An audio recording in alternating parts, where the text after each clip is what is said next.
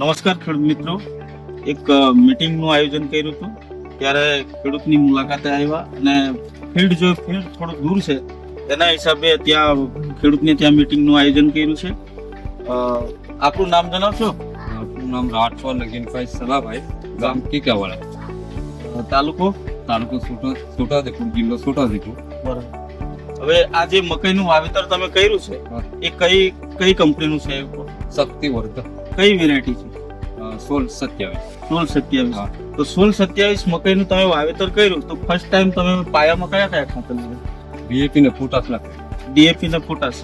પછી કોઈ દવાનો સ્પ્રે કર્યો છે?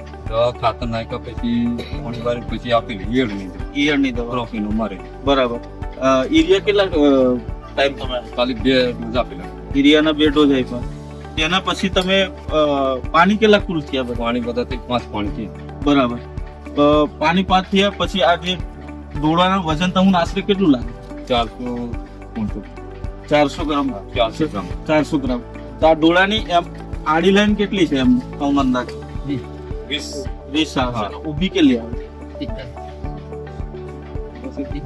45 હા, 45 50 છે. હા. 45 જેવી આ જે ઊભી લાઈન છે. અને હવે પછી કોઈ શક્તિવર્ધક કંપનીનું બિયારણ કોઈકને ખેડૂતોને ભલામણ કરવી હોય તો તમે કોઈ કહી શકશો? હા, કહી શકો ને. હા, બોલો. હવે શું છે કે આ ડોળો હોય તેવો વજનમાં સારી રીતે અને ઈયળ બી ઓછી આવે, રોગો બી ઓછા અને પોંચ મોડીમાં તૈયાર થઈ જાય.